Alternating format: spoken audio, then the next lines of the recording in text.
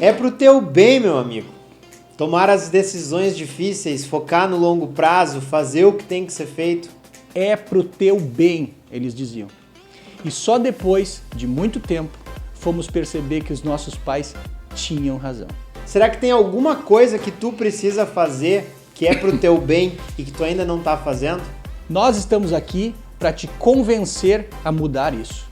E te ajudar a conquistar, vencer, superar os obstáculos da vida. É pro teu bem. Vem com a gente que é pro teu bem. Sejam muito bem-vindos a mais um episódio do podcast É pro teu bem. Hoje a gente vai conversar com esse cara, Dr. James Fracasso, que foi meu professor de faculdade, que é mestre em cardiologia, cardiologista e ecocardiografista, e o mais legal de tudo, é proprietário da Cordial, que é uma clínica focada em exames de prevenção de eventos cardiovasculares. Talvez muitos de vocês não saibam, mas os eventos cardiovasculares são a maior causa de morte na sociedade moderna em todos os países desenvolvidos ou em desenvolvimento. James, seja muito bem-vindo e muito obrigado por aceitar o nosso convite. É um prazer estar aqui conversando com vocês, né, esses dois craques aí da medicina, e para falar de um assunto assim que eu sou um entusiasmado, né, e estudo muito, me dedico muito, que são os eventos cardiovasculares e a prevenção das doenças cardiovasculares. É um assunto que deve ser pautado cada vez mais em todos os momentos, porque é uma doença altamente prevalente. Os eventos cardiovasculares, né, estão presentes aí como principal causa de morte no mundo inteiro. Eu acho que sempre devemos falar e abordar eles, né? Muito bem, James, começa nos elucidando, por favor, o que seria um evento cardiovascular? Bom, evento cardiovascular, a gente tem que pensar imediatamente em duas situações, que é o acidente vascular cerebral e o infarto agudo do miocárdio. Esses são os eventos. Nós possuímos outras doenças cardiovasculares, né? Nós possuímos a dissecção de aorta, que é a ruptura da parede da aorta, o aneurisma da aorta, a insuficiência cardíaca, arritmias. Mas quando a gente está falando de um evento propriamente dito, a gente está considerando aqueles que são ocasionados pela obstrução dos vasos sanguíneos, se for no cérebro, que levam o sangue para o cérebro, então, se for nas artérias carótidas, eles estão levando o sangue para o cérebro, ou se for, então, no coração, a gente vai ter uma obstrução das artérias cardíacas, levando a uma isquemia do coração, o infarto, e quando for no cérebro, o AVC. Isso é um evento cardíaco, e é isso que a gente tem que focar, porque são as duas causas maiores de morte no mundo inteiro. E para que as pessoas possam já pensar no contexto da sua própria saúde, esses eventos cardiovasculares, eles são precedidos por sinais e sintomas ou eles já se apresentam com um evento que leva à hospitalização e um risco muito alto de morte? Como é que funciona a sintomatologia desses eventos? Isso é bem interessante porque nós temos duas situações nesse contexto. Porque os eventos cardiovasculares eles podem acontecer de duas formas, basicamente. Ou você tem uma obstrução no vaso sanguíneo, né, na artéria, que ela vai progredindo e após atingir 70% de obstrução dessa luz do vaso, a gente começa a ter repercussão hemodinâmica e podemos ter uma isquemia. Nesses pacientes, eles podem apresentar alguns sintomas. Isquemias transitórias do cérebro, que vai se constituir, dependendo da localização que essa isquemia ocorrer na cabeça, em paralisia ou do lado esquerdo ou do lado direito do corpo, ou apenas uma sensação de formigamento em pernas e braços de um lado do corpo ou do outro. Também podemos ter perda de visão parcial, podemos ter desvios da boca, problemas na fala. Esses sintomas acontecem de forma momentânea e resolvem rapidamente. Quando essa obstrução ela é maior que 70%, mas a placa ainda está íntegra. Se for no coração, a pessoa vai ter dor no peito, angina. O que é angina, né? Para o público entender até, e que é uma questão bem importante. Angina nada mais é do que uma dor no centro do peito, que pode ir para o braço esquerdo, não é obrigatório. Em 20% das vezes ela vai para o braço direito, né? Então, que é uma coisa diferente. Muitas vezes ela pode subir para a maxila e para o queixo aqui, né? E essa dor é uma dor até mais perigosa porque está associado com alguns territórios importantes do coração. Acompanhado então de sudorese, o paciente tem um suor, né? E pode também ter náuseas e vômitos.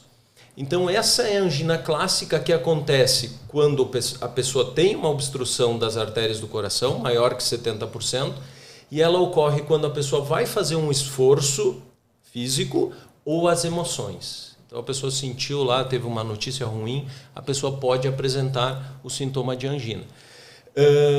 Outros sintomas, assim como cansaço, falta de ar, inchaço nas pernas, eles podem acontecer, mas aí já num quadro mais avançado. E é importante ressaltar aqui que o diabético, a pessoa que possui diabetes, ela não possui essa dor clássica da angina. Elas muitas vezes, por causa de destruição da inervação dos nervos aqui do peito, ela possui um equivalente anginoso que a gente chama que é uma falta de ar, uma sensação de cansaço. Ela não tem aquela dor opressiva, forte, que a gente diz como se tivesse algo, uma pata de elefante pressionando o peito. Ela vai sentir um sintoma mais brando. E aí também é que vem o detalhe. O segundo grande grupo desses pacientes são os assintomáticos, os que não possuem sintoma algum.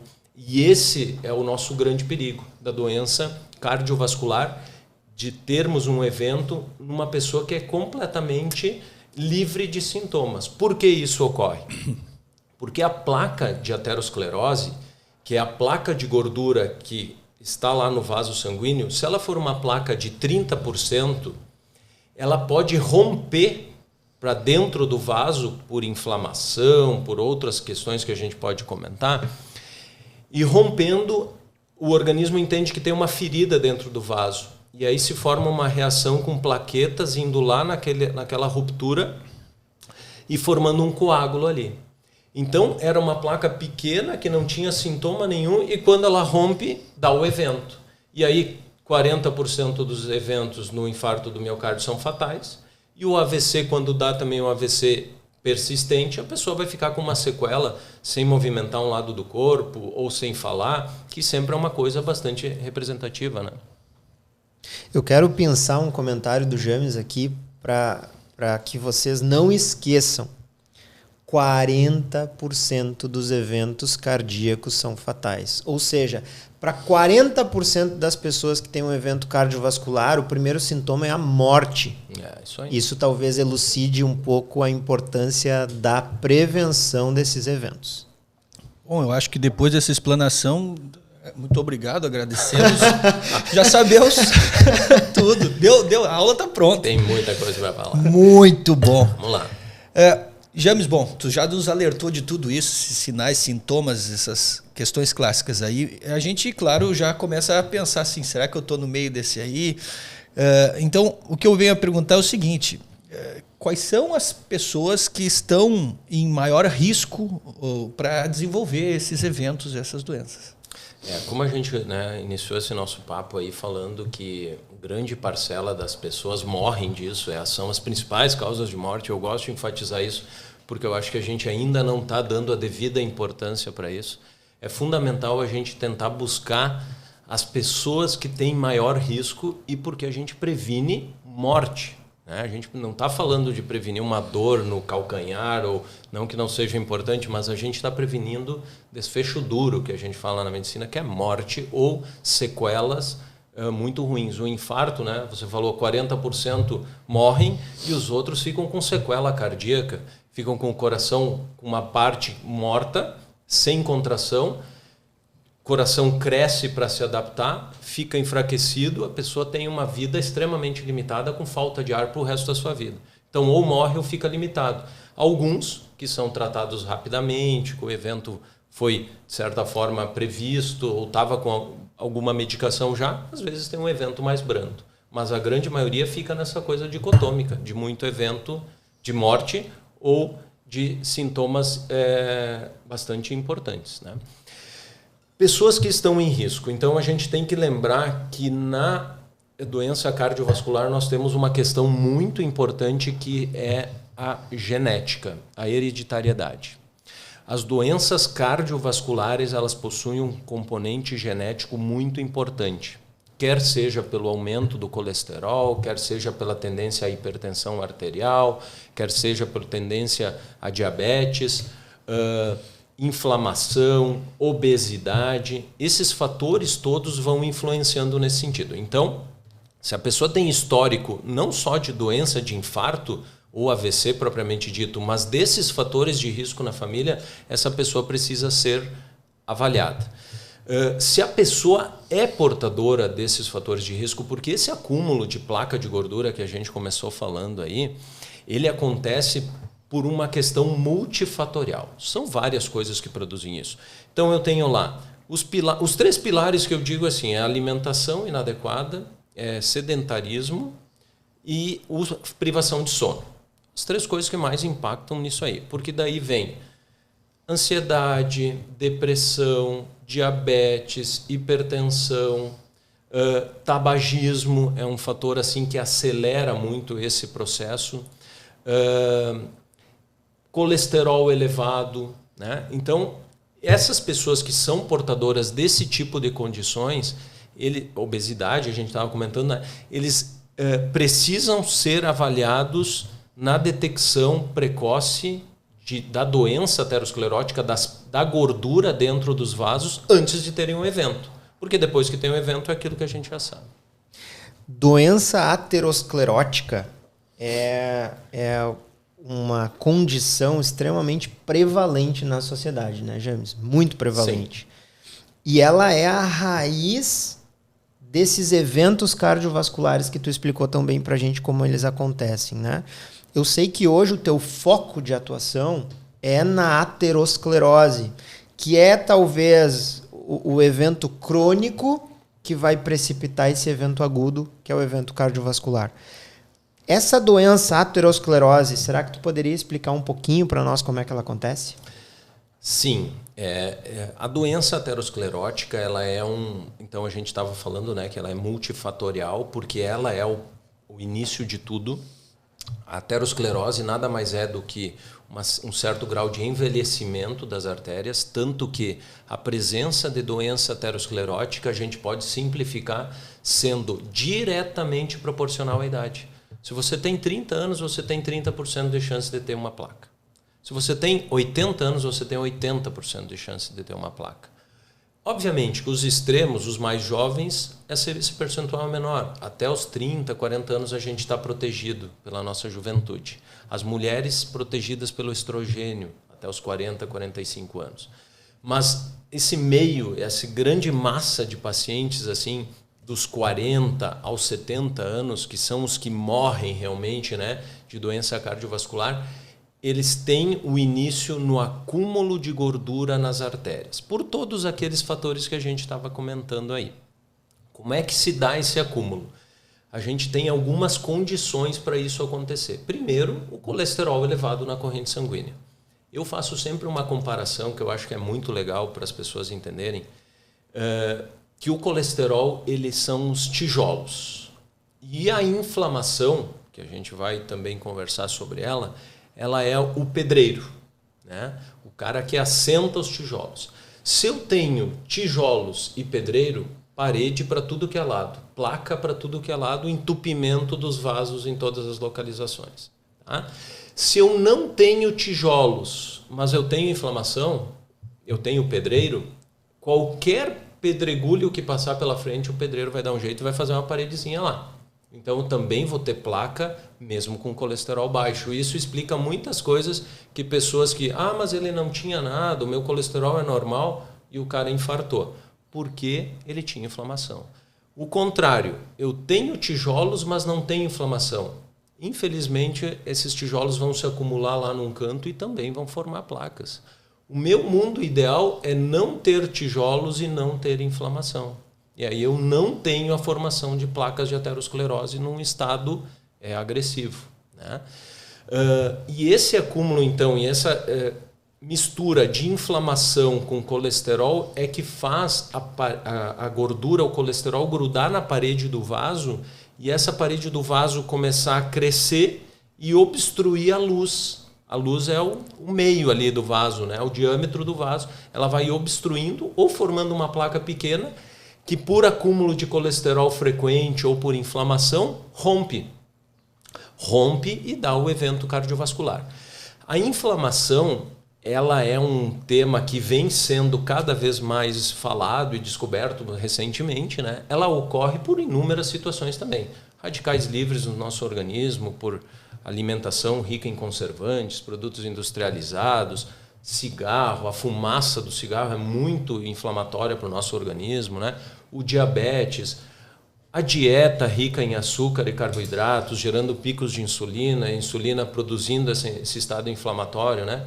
Algumas doenças autoimunes que são ocasionadas por dieta de glúten, enfim, outras coisas. Então, a inflamação é uma coisa que deve ser combatida, o exercício baixa ela, né? Então, essas duas sinergias, essas duas combinações de colesterol com inflamação é que levam à doença aterosclerótica, permeada por outras situações. Por exemplo, o cigarro é gasolina nisso aí, né? Ele vai fazer que nem uma parede automática daí, porque ele amplia a velocidade de acúmulo de colesterol justamente por causa dessa produção de inflamação desenfreada. A hipertensão arterial, ela também lesa a parede do vaso por tensão mesmo. A pressão alta dá uma tensão de cisalhamento no endotélio vascular, que é uma camadinha que reveste o vaso, e essa tensão ali também faz a parede inflamar e acumular colesterol como um primeiro mecanismo de defesa ali, de tratar aquela lesão no vaso. E depois o colesterol ali, a agressão vai continuando e ele vai aumentando. Isso é doença aterosclerótica. Acho que tentando explicar de um jeito bem simples, assim, né? A privação do sono, como você estava dizendo, também é mais inflamação. Verdade. O sono é um dos pilares justamente por isso, né? E privação de sono, inflamação, muda todo o nosso eixo de hormônios, cortisol, inflamatório, estresse, ansiedade, que isso gera, né, uma noite mal dormida. Então, queda de imunidade, distúrbios do nosso sistema imunológico, com certeza. E talvez um dado, acho que vale pegar esse gancho, porque saiu um estudo agora recente que está explicando o porquê dos pacientes com Covid estão tendo tantos eventos cardiovasculares. E tem, né, uma mídia, e tem o fake news de lá, fake news de outro lado, sobre a questão das vacinas e por que o Covid produz eventos cardiovasculares. Pesquisadores identificaram que o Covid ele está presente dentro da placa de gordura, levando à inflamação da placa e ruptura de placa. Então se descobriu, isso está definitivo, né? Pesquisadores dos Estados Unidos fizeram lá um estudo bem controlado, com todos os requisitos científicos que se necessita, e se provou que a placa fica inflamada pelo Covid e rompe. Então, se descobriu o mecanismo e exatamente, se tinha muita assim, dúvida se o Covid estava levando a eventos cardiovasculares porque as pessoas estavam mais em casa, mais sedentárias, mais estressadas, que eu acho que também é um fator, mas ele tem uma ação direta na placa de aterosclerose. Somou tudo e ainda deu um pouco mais de tijolo e pedreiro. Isso aí é ruim a gente estar atuando nesse cenário, mas para nossa sorte tem muitas coisas que a gente pode fazer para detectar o murinho lá do pedreiro quando ele está só na primeira carreira de tijolos. E aí que a gente dá o nosso pulo do gato, né? Perfeito. E aí chega a nossa próxima pergunta, né? Então, que ferramentas existem para identificar esses pacientes que estão em risco? Bom, aí a gente vai assim, desde a consulta médica, né, da pessoa ir lá fazer uma avaliação com o seu médico de confiança, conversar, o médico poder identificar todos esses fatores de risco que a gente conversou. E aí o médico vai solicitar primeiramente exames laboratoriais, porque eles são muito importantes, né? A detecção dos níveis de colesterol, de glicose. Nós conseguimos medir a inflamação, a gente consegue rastrear lá o GPS do pedreiro, né? De conseguir marcar isso com um exame chamado PCR ultrassensível. É óbvio que a pessoa, eu brinco, né, com os pacientes, eu digo, vocês não podem estar nem com uma unha encravada, senão ele vai dar alterado. Mas, caso contrário, se vocês estiverem em uma boa condição, sem ter feito um exercício físico vigoroso no dia anterior, vocês vão lá e dosam a PCR, ela vai refletir um risco cardiovascular, já vem lá na interpretação do exame de laboratório. É um exame de sangue, né, feito junto com os demais exames de colesterol, glicose, enfim, né? E esses exames são importantes no sentido de detectar e poder colocar os pacientes em scores de risco. Esses scores de riscos existem vários, assim, tem alguns que mais adaptados para a nossa população, né? Em final das contas, o Framingham é uma cidadezinha lá dos Estados Unidos que foi estudado nessa população. A gente tem essa aplicação do score e ele vai classificar essas pessoas em baixo, médio e alto risco. Existem novas classificações até de diretrizes internacionais mais recentes, mas essa classificação inicial ela é um ponto de partida, né? De baixo, médio, alto ou muito alto risco. Passando então pela consulta, os exames laboratoriais, e aqui eu quero até fazer um gancho, porque os exames laboratoriais têm coisa nova, e não é só a PCR, né? Tem o colesterol total, nós temos o HDL, que seria o nosso colesterol bom protetor, nós temos o LDL, que é o nosso colesterol ruim, nós temos os triglicerídeos. Esses todos são muito importantes, mas a gente tem que analisar uma relação entre eles e, inclusive, algumas partículas que estão dentro desses colesteróis, né? Do HDL e do LDL, como a apolipoproteína B, a apolipoproteína A, fazer uma relação entre elas. Se ela for maior do que 1, o paciente tem um risco aumentado de ApoB mais elevada, porque ela é uma partícula mais heterogênica, e ainda a lipoproteína A, que é um assunto que está surgindo agora, há poucos anos, é uma coisa que ainda não está tão difundida na prática médica, da realização de pelo menos uma dosagem de lipoproteína A, porque ela vai nos dar uma coisa que talvez nem os testes genéticos nos dão, que é justamente essa questão da hereditariedade. Se nós tivermos uma lipoproteína A elevada, equivale a gente ter hipercolesterolemia familiar, que é o aumento do colesterol oriundo dos nossos familiares. Então, a gente consegue mapear uma tendência genética a eventos cardiovasculares com uma dosagem de lipoproteína A. Se ela estiver maior do que 50, também é um ponto de corte ainda é um pouco variável, né? Mas se ela estiver maior que 50, essa pessoa tem uma tendência a eventos cardiovasculares de origem genética. E a gente tem um problema aí que a lipoproteína A não reduz com os medicamentos que a gente tem disponíveis até o momento. Tem 2 medicamentos sendo pesquisados nos Estados Unidos, em fase final de aprovação até, que é o Olpasiran e o Pelacarsen, que podem baixar a lipoproteína A níveis bem significativos, né? Bem baixos, mas todos os impactos da redução de eventos ainda precisam ser avaliados nesse sentido, né? Mas então a lipoproteína A, atualmente, ela está sendo dosada junto com o LDL. Vejam o grau de detalhe, assim, até para as pessoas talvez vai ficar difícil de entender isso. Mas quando a gente dosa isso no laboratório, a lipoproteína A está dentro do LDL que é dosado no exame trivial.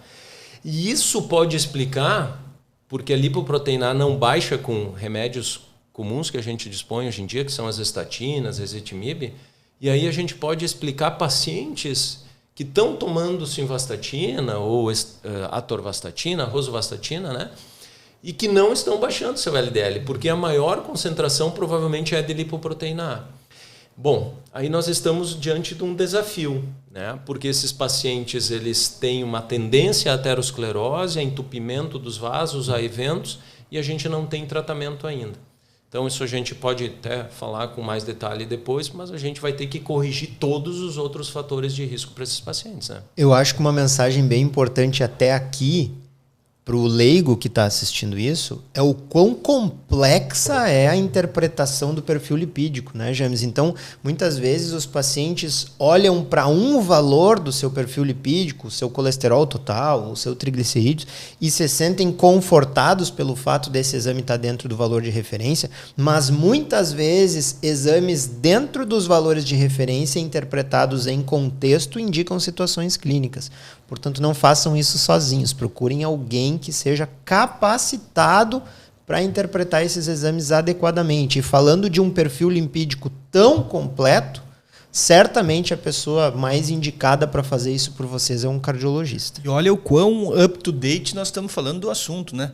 Eu sou médico cirurgião e nunca tinha ouvido falar nessa parte do LDL que não responde ao uso de medicação. Então, muitos outros colegas médicos e, claro, os pacientes nunca também ouviram falar sobre isso. Certamente. Essa fronteira do conhecimento é uma coisa que a gente tem que buscar todo dia, porque os pacientes estão, como a gente começou a conversa, é morte, né, gente? Então, eu estudo bastante esse assunto, procuro me aperfeiçoar, me informar, né? E eu acho que quando a gente consegue passar essa mensagem para as pessoas que realmente podem ter eventos, isso é fantástico, né?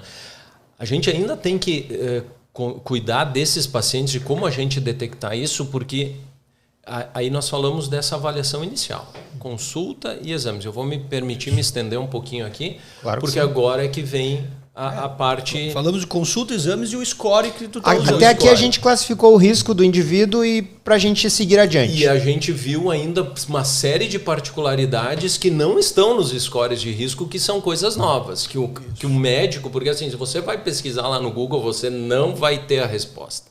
Você precisa de alguém, como o William falou, que vai conseguir interpretar esses níveis de exames com uma evidência maior e saber como conduzir isso. Para deixar claro, não para aí, né? Não para aí. Quer dizer, todo mundo, todos os pacientes não vão ficar só nessa consulta e um exame de sangue. Não, é o primeiro degrau. Exatamente, precisa mais investigação. Exatamente, porque então assim, caso você tenha um daqueles fatores de risco que a gente estava falando, quer seja história familiar, vamos repetir aqui, porque é importante, história familiar, obesidade, sedentarismo, hipertensão, diabetes, tabagismo, né? Doença autoimune. Né? Bom, alimentação inadequada, né? Enfim, falamos uma série deles. Você está autorizado a fazer esse próximo passo, que é o quê? Procurar a placa de gordura lá na sua artéria, procurar o acúmulo do colesterol lá. E nós temos diretrizes de 2019 que já nos dão o guia da onde procurar isso. Eu até comento, né? Eu estou em Santa Cruz desde 2007 e desde 2007 eu fazia isso, procurar placa de gordura nas artérias das pessoas, né? E os estudos isso era baseado em estudos randomizados que a gente falava, estudos bem definidos, mas não tínhamos uma diretriz da onde procurar. Em 2019 isso foi definitivo. Então vejam, 12 anos antes aqui em Santa Cruz, né? Às vezes a gente pensa, no interior do estado a medicina às vezes é na capital que está mais avançada. Não, eu sempre tive isso como premissa. Se a gente faz um exame aqui em Santa Cruz, a gente faz o mesmo exame em Porto Alegre, em São Paulo e em Nova York. Então a gente sempre trouxe os equipamentos de última geração e procura fazer justamente essa medicina de ponta. E aí eu estava falando então dessa questão da prevenção e da diretriz, porque agora a gente tem como pesquisar placas de gordura de uma forma simples, que é com ultrassom, que é com ecografia, que é o meu dia a dia. A gente tem que avaliar alguns territórios. Nessa grande diretriz mundial americana, eles recomendam que a gente avalie carótidas, que são as artérias que levam o sangue para a cabeça, né? As vertebrais, é importante aqui no pescoço, porque ela tem um ponto de turbilhonamento, principalmente na artéria vertebral direita. Ela tem um ponto de turbilhonamento e ali a gente pega muitas vezes, na direita e na esquerda também, na origem, placas de aterosclerose. E também na emergência da subclávia direita. A gente tem ali um ponto de turbilhonamento em pacientes hipertensos que acumula muita aterosclerose aí. E na diretriz comenta então que nós temos que avaliar mais territórios. Antigamente a gente atribuía que o exame de carótidas era suficiente. Agora a gente tem que examinar a aorta, artérias ilíacas, que são as artérias onde que a aorta se divide e começa o caminho para as pernas, e artérias das pernas, que são as femorais. Então lá na clínica, o que a gente faz? Eu incluí, sem custo algum adicional para o paciente ou para convênios, o exame da aorta ilíacas às femorais, para atender essa diretriz e para salvar vidas. Porque existe uma tendência muito alta pela localização anatômica de surgimento de placas de aterosclerose nas femorais comuns, que são as artérias que levam sangue para as pernas no segmento proximal. Por cisalhamento, por hipertensão, por anatomia mesmo, é um ponto comum de aterosclerose. E o que a gente tem que entender é que a aterosclerose, eu vou colocar entre aspas, não é um privilégio do coração ou do cérebro, ela está em todo o organismo. Doença sistêmica. É uma doença sistêmica. Eu posso ter uma isquemia mesentérica, uma isquemia do meu intestino por aterosclerose. Eu posso ter uma isquemia do meu pé lá, né? Que isso é até relativamente comum, doença vascular periférica. E quando a gente detecta a placa de aterosclerose, o paciente ele é reclassificado para alto risco de eventos cardiovasculares. Então, ali é que está a nossa grande transformação e virada, porque se eu não sei que o paciente é de alto risco, eu não consigo implementar medidas para esse paciente. Agora, quando eu tenho esse conhecimento, eu consigo reverter esses fatores e muitas vezes eu faço esse meu paciente de alto risco virar médio ou baixo risco. Eu salvo o paciente, eu inverto essa lógica da fatalidade, do óbito, né, da morte, para uma questão de acompanhamento, de prevenção do evento duro em si. Nessa mesmo diretriz internacional ainda menciona o score de cálcio coronariano, que esse não é feito com ecografia, ele é feito com tomografia e ele até é um método muito bom para a detecção porque a gente vai diretamente olhar as artérias coronárias, que a gente infelizmente não tem acesso às coronárias pelo ultrassom. Mas vejam bem, como o próprio nome diz, ele é um score de cálcio coronariano. Mas e se a minha placa não tem cálcio ainda? Se eu tenho uma placa só de gordura, ela não deu tempo de calcificar. Eu vou fazer um score de cálcio, ele não vai dar nada. E eu já estou tomado de placas de 20%, 30%, 40% que podem romper e dar o evento. Leva alguns anos, pessoal, para que uma placa de gordura, ou seja, uma doença aterosclerótica instalada, sofra calcificação. Então, a calcificação de uma placa de gordura é um evento tardio na aterosclerose. Então, a gente vai detectar o paciente que já tem aterosclerose há um bom tempo. Exatamente. Está tijolo à vista ainda, não foi rebocado. Mais ou menos isso aí, é verdade. Porque depois que tem concreto também não sai. Depois que a gente tem uma calcificação, essas placas elas não têm uma tendência à redução. Obviamente que isso é um ponto bem controverso assim da gente reduzir placas de aterosclerose. A gente às vezes consegue isso quando a coisa está muito bagunçada. Ou seja, é um paciente obeso, fumante, diabético, sedentário, ele tem todo o combo de problemas, né? O colesterol lá nas nuvens. E eu venho e faço uma mudança radical na vida dele. E trato agressivamente com estatinas, que são os remédios para baixar colesterol, em altas doses. A gente tem estudos e eu tenho alguns pacientes que a gente observou a redução de placa de aterosclerose, desde que elas não estejam rebocadas, isso aí, não estejam com gordura. Mas voltando ao score de cálcio tomográfico, também é um exame válido, e aí também vem uma outra questão, que tem pesquisas já, como a ecografia do coração não vê a coronária, eu posso estimar o score de cálcio tomográfico através do ultrassom, pegando a deposição de cálcio na mitral, na aórtica, na válvula aórtica, a válvula mitral, válvula aórtica e a aorta ascendente. Se eu tenho depósitos de cálcio nessa condição, que seja um ponto, está associado com aterosclerose em outra parte do corpo e com score de cálcio tomográfico positivo. Sem radiação, que a tomografia tem, e sem o inconveniente de detecção de placa lá, né, mais tardia, enfim, porque eu já estou pegando num trecho mais inicial. Já está fazendo o exame que detecta as placas de gordura não calcificadas Exatamente. ainda em outros pontos. Exatamente. Eu vou trazer um exemplo pessoal aqui, James, pelo seguinte motivo. Com frequência no consultório eu atendo pacientes que se detêm a um comportamento virtuoso que eles têm, como se fosse um seguro de vida. Então, por exemplo, eu sou fisicamente ativo, então eu não tenho que me preocupar com doença aterosclerótica, cardiovascular. Eu sou magro, então eu não tenho que me preocupar com doença cardiovascular.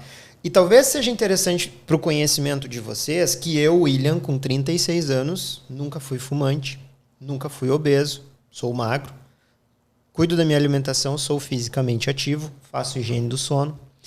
mas tenho uma doença autoimune, que é do conhecimento das pessoas que me seguem há mais tempo, a artrite psoriásica.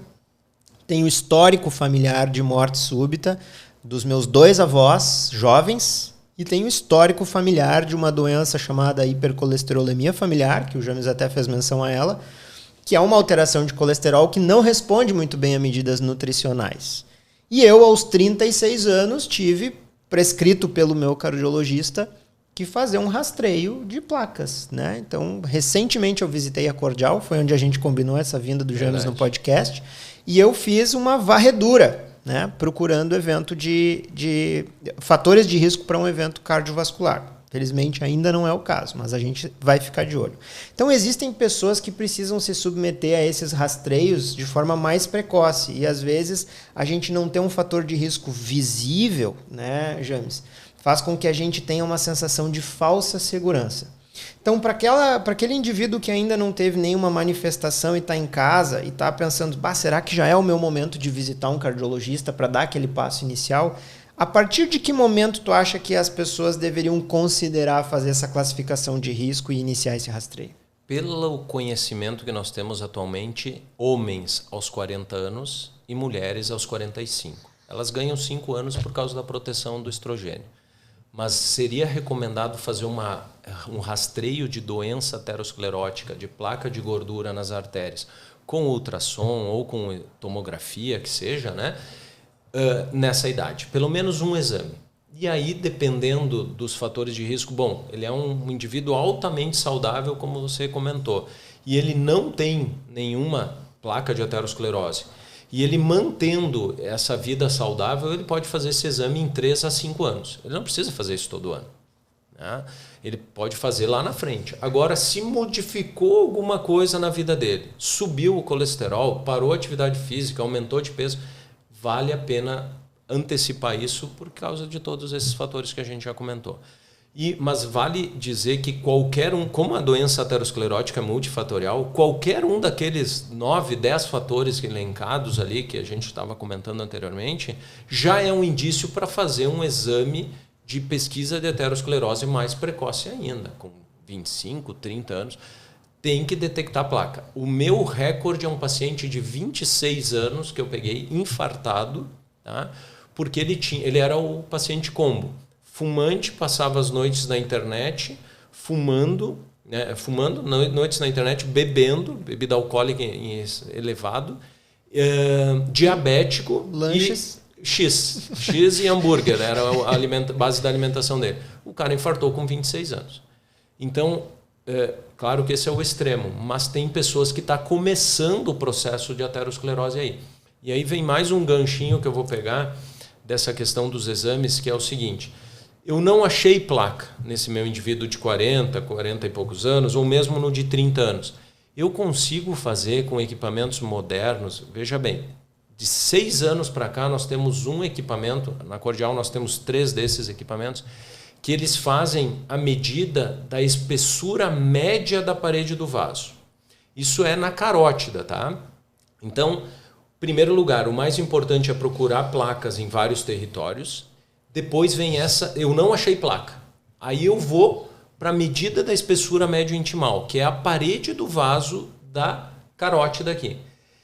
E eu, com a medida dessa espessura média, tem trials validando isso, que eu consigo extrapolar esses dados para a idade vascular da pessoa. Então, se eu tenho lá uma espessura de 0,6 milímetros, né? Menos de 1 milímetro, 0,6 milímetros, eu tenho 50 anos de idade vascular. A gente desce 10 e faz essa estimativa. E esse é um dado que pode ajudar muito pessoas de 30 anos a ver que as suas artérias estão com 50 anos de idade vascular, ou estão com 70 anos de idade vascular, como não é infrequente a gente detectar. E o que eu quero dizer se a idade da minha artéria está velha? Bom, se eu tenho uma idade vascular de 70, a primeira conversa lá que a gente teve, eu tenho 70% de chance de desenvolver uma placa de gordura. Então a gente consegue, através reclassificar reclassificar e cada vez mais ter o paciente na mão, que a gente chama, né? Porque o mais angustiante para o médico é, às vezes, você acompanhar um paciente e achar que não está fazendo tudo aquilo que pode. E dessa forma a gente consegue fazer tudo o que pode. Essa questão também é importante, falando em idade, né? Que nós falamos dos 40 e dos 45 anos para as mulheres e 40 para os homens do primeiro exame de rastreio. Tem também um dado de idade que é interessante, que é quando eu sei que a minha família teve problema de coração. Qual é a idade? Se eu tenho a gente tem que sempre lembrar que o importante são pais e irmãos, ou seja, parentes em primeiro grau. Um tio longe, distante, segundo tio teve um infarto. Não é relevante essa história, né?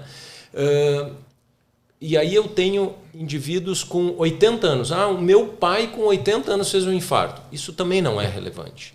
Isso não é um atestado que eu vou ter eventos cardíacos. Quando que isso é um atestado? Quando eu tenho homens com menos de 50 anos de idade, com eventos cardiovasculares, isso também varia, às vezes até 45, e mulheres com menos de 55 anos de idade.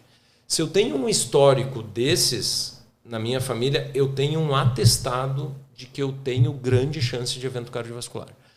Mas o meu pai teve um evento com 58. Tem que ser avaliado também, porque, né, enfim, a gente está colocando quando isso é mais evidente, mas essas condições também não são estanques, né? Achei interessante essa parte da análise da idade das artérias, né? Porque eu fico imaginando que seria mais ou menos como uma pessoa. A artéria, fazendo uma comparação, ela tem menos elasticidade, menos complacência, ela está mais rígida, ela está mais tensa e por isso ela tem uma chance maior de ter mais depósito de placa, de responder menos, de ter mais fatores inflamatórios. E, James, sobre todos esses exames que tu disseste que vêm como ferramentas, como um arsenal que se apresenta para a detecção precoce. Como é que a pessoa pode fazer para ter acesso a esse tipo de exames? O que ela deve procurar? Ela deve primeiro ir num cardiologista e aí esse cardiologista pedir os exames, ou ela já parte direto para fazer uma consulta direto no local dos exames? Como é que funciona isso? O que a gente recomenda é que o paciente tenha o seu médico, né, de confiança, que ele vá poder cuidar do paciente como um todo, né? Não só da parte cardiovascular, mas as outras prevenções que também são importantes de serem realizadas, né? Então esse é o caminho trivial, o caminho mais lógico, né? Faz a consulta, o médico vai identificar os fatores, vai fazer os exames laboratoriais e vai solicitar os exames de rastreio. Esse é o caminho tradicional. Mas nada impede, né, que o paciente, por livre iniciativa, vá lá na Cordial ou em outra clínica que exista e vá lá e queira fazer, eu quero fazer um exame das minhas carótidas. Ele vai lá e pode fazer o exame, em caráter particular, ele vai lá e faz o exame. Mas o que fazer com esse laudo? Então, é aquilo que a gente estava comentando anteriormente. A coisa é muito detalhada e ele vai precisar de alguém para auxiliar a interpretação daqueles resultados. Porque o fato de eu ter uma placa e eu ter 5 placas muda completamente a história. Então, esses detalhes assim precisa de um profissional e os médicos são os mais habilitados para lidar com essa situação, né? O cardiologista, o endocrinologista, né? O generalista também são médicos que têm conhecimento para fazer essa abordagem. Esse é o caminho, né? Consulte o seu médico, faça os exames dentro do programado, que você vai estar bem cuidado daí. James, talvez para a gente fechar essa conversa, vale a pena a gente mencionar uma questão que tem me incomodado muito, né? Que ela é bem profunda e talvez durasse um podcast inteiro, mas eu acho que a gente pode abordar ela superficialmente. Que é o fato de que, como existe uma institucionalização de estratégias alimentares e etc., as pessoas passaram a criar uma falsa dicotomia de que ou eu cuido da minha saúde ou eu estou usando medicamentos, quando na verdade são questões complementares. Então muitas pessoas, quando entram nesse ciclo virtuoso de melhorar a alimentação, melhorar o sono, praticar atividade física, elas se contaminam com uma ideia muito prejudicial, mas muito corrente na internet, que é: estou fazendo isso para parar de tomar remédio. Eu encontro isso com frequência no consultório e a minha resposta para essas pessoas é sempre: o foco do paciente não tem que ser parar de tomar remédio. tem que ser ficar bem. Sim. E se ele puder ficar bem sem remédios, melhor, mas se não, graças a Deus existem remédios e ele tem que se contentar com isso, né? E dentro da prevenção de eventos cardiovasculares, a gente tem um medicamento útil que é muito bombardeado nas redes, que são as estatinas. Então eu gostaria que tu pincelasse para nós, assim, quando a gente detecta um paciente de alto risco cardiovascular, existem medidas que a gente possa empregar que vão reduzir mesmo o risco desse paciente apresentar um evento? Essa pergunta é excelente. Então, assim, primeiro, estatina é uma maravilha. Estatina talvez devesse ser colocado na água da Corsan ali, porque é um remédio altamente eficaz, com comprovada redução de mortalidade. Tá? Claro que essa questão de colocar na água eu estou fazendo uma metáfora aqui, né? uma apologia. Mas a gente dispõe de um remédio fantástico que reduz o nível do colesterol e reduz a inflamação. Então eu tenho redução absoluta de eventos muito intensa quando eu uso estatina. Se eu consigo reduzir os tijolos e o pedreiro e o remédio faz isso, na maioria das pessoas, não em todos, se eu consigo esse efeito máximo do remédio, de cada 10 infartos eu salvo 7. É uma das coisas na medicina que mais funciona. Quase não tem nada na medicina que funciona tanto assim. Tá? Então, nós não podemos alimentar essa questão da estatina, que ela é tão batida nas redes, né, por causa de dores musculares, que muitas vezes é o seguinte: o cara chegou lá no consultório, doutor, meu colesterol está alto. Prescreve a estatina, vai usar a estatina, está com placa de aterosclerose e no dia seguinte sai que nem um maluco fazer atividade física. A dor muscular não é da estatina, é da atividade física que o cara começou a fazer. Então, primeiro isso, a dor muscular nas estatinas existiu por um remédio que foi lançado antigamente, já não existe mais no mercado, e todos as outras estatinas, elas podem dar dor muscular, mas num percentual muito baixo dos casos.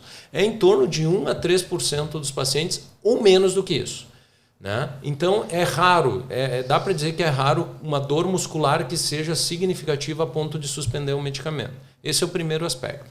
Segundo, se eu tiver meu colesterol muito baixo, eu não vou produzir testosterona. Não é por aí. A testosterona ela não precisa de níveis tão elevados assim de colesterol para ser produzida.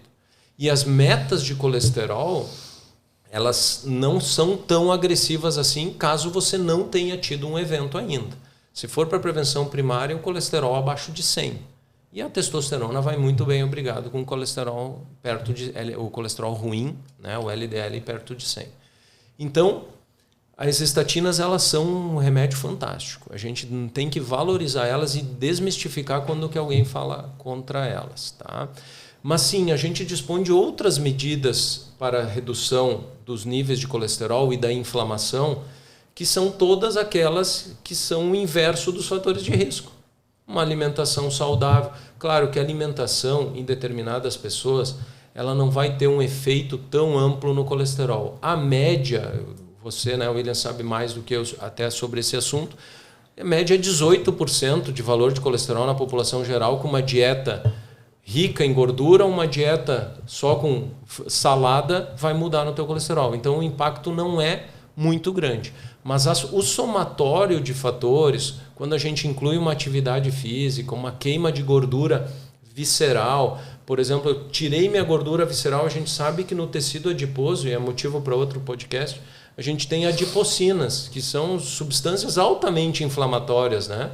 Então, se eu estou fazendo musculação, queimei minha gordura abdominal, eu queimo essas adipocinas, eu elimino essas adipocinas, que também são responsáveis por esse fator. Bom, mas o cara é um indivíduo magro e o cara não quer tomar remédio, o cara já se cuida e o LDL está elevado. Esse paciente vai estar exposto a maior risco. Ele tem que estar ciente disso. O remédio não é um bicho de 7 cabeças, a gente tem que desmistificar isso. É difícil, às vezes, o paciente aderir ao tratamento porque ele não sente nada. Mas aí o que eu digo? Deixa o remédio do lado da tua escova de dente de noite. Quando você for escovar o dente, você toma o remédio. Não precisa estar na mesa da cozinha. Ou que vai cair numa gaveta, vai cair no esquecimento. Deixa lá do ladinho da escova de dente. Vai escovar teu dente, toma o remédio de noite. O metabolismo do colesterol ele é maior noturno. Então, o remédio, as estatinas, classicamente, elas são usadas à noite, porque o efeito delas é maior. Então, é outra dica assim, que facilita a adesão. E eu acho que a mensagem que fica assim, dessa pergunta em especial é que a estatina não é um bicho de 7 cabeças e deve ser encarada como um aliado de todas aquelas ferramentas que a gente tem de alimentação, higiene de sono, atividade física, né? Uma vida sem tanto estresse, né? Porque às vezes a gente, né, se estressa com pequenas coisas, é só a maquininha parar de bater e se foi todo, né? Todo aquele estresse, aquelas coisas que nos angustiavam, perderam o valor. A gente tem que valorizar o nosso corpo, a nossa saúde, né? Eu acho incrível que o pessoal fica empolvorosa com um medicamento que tem 40 anos aí de mercado, perfil de segurança, né, muito bem estudado, mas comprar uma canetinha de R$ 1.200 para dar uma secadinha sem nem o médico ficar sabendo, isso é tranquilo, né? Milagre, isso é beleza. Complexo, né? Isso aí. Então, aí o remédio vale, né? Então, é bem esse o raciocínio. Vamos botar a estatina feita em caneta custando 1.200, que eu acho que eles vão querer. Vai ter. Tem o Repata já é caneta. Tem alguns já nessa tocada aí. Bom, James, depois de toda essa conversa que para mim foi muito enriquecedora, eu gostaria que tu deixasse para os nossos ouvintes uma mensagem, um recado final do que tu acha importante que as pessoas façam para o seu bem. Bom, eu acho que nós devemos disseminar esse conhecimento da prevenção cardiovascular. Nós temos, né, bem focado o Outubro Rosa, nós temos o Novembro Azul, nós estamos vivendo, né, esse período agora de Outubro Rosa e Novembro Azul, mas nós temos que ter o Ano Vermelho. Todo dia é dia de prevenção cardiovascular. O câncer de próstata é importante, o câncer de mama é importante? Sim, muito. Mas as pessoas morrem de doença cardiovascular mais até do que dessas doenças.